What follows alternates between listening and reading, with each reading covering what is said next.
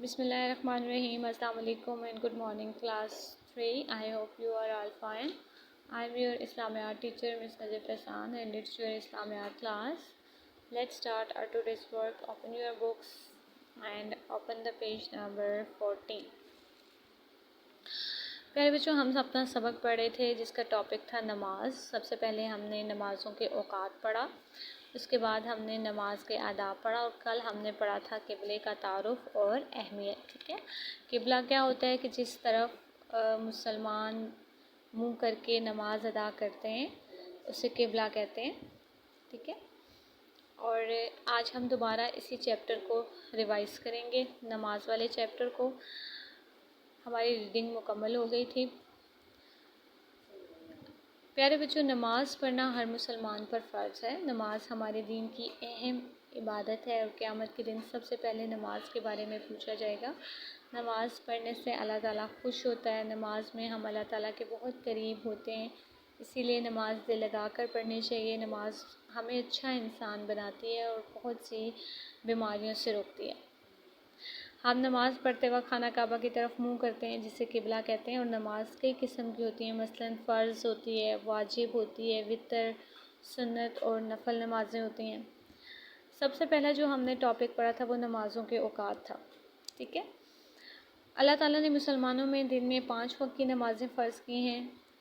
कौन कौन सी हैं? फ़जर, ज़ोहर, असर, मग़रिब, इशा।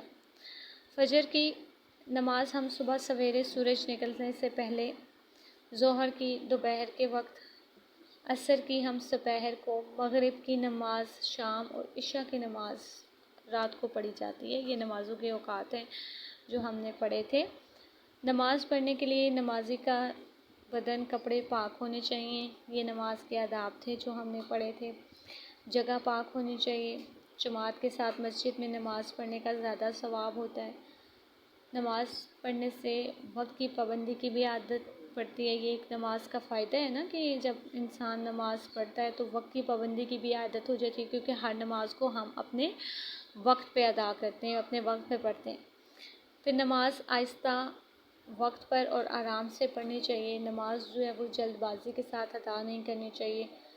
नमाज़ पढ़ते हुए सुस्ती और काहली नहीं करनी चाहिए और नमाज़ पढ़ते हुए हमें उधर उधर नहीं देखना चाहिए, क्योंकि इधर उधर देखने से नमाज ख़राब हो जाती है। ये सारे आदाब थे जो हमने पढ़े थे। मस्जिद के साथ, जमात के साथ और मस्जिद में नमाज़ पढ़ने का सवाब ज़्यादा होता है। मस्जिद अल्लाह ताला का घर है, लिहाजा वहाँ जाकर खेल कूद नहीं करनी चाहिए, शोर नहीं मचाना चाहिए, बल्कि जब आप किसी बड़े के साथ जा रहे हैं तो वहाँ पर जाकर अदब से बैठना चाहिए और नमाज़ पढ़नी चाहिए।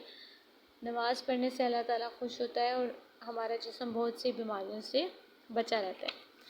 फिर क़िबले का तारुफ़ है कि अल्लाह ताला का हुक्म है कि सब मुसलमानों ने नमाज जो है वो खाना काबा की तरफ मुँह करके पढ़नी है। हमारा चेहरा जो है वो खाना काबा की तरफ होना चाहिए। तो ये सारी चीज़ें कल हमने इस चैप्टर में पढ़ी थी। ये हमारा चैप्टर कंप्लीट हो गया। आपका आज का काम ये है कि आपने दोबारा इस चैप्टर की रीडिंग करनी है, दोबारा से इसको दुरुस्त तलफ़्फ़ुज़ के साथ पढ़ना है, समझना है और आपने इस पर अमल भी करना है। तो आज का आपका यही काम है। अल्लाह हाफ़िज़।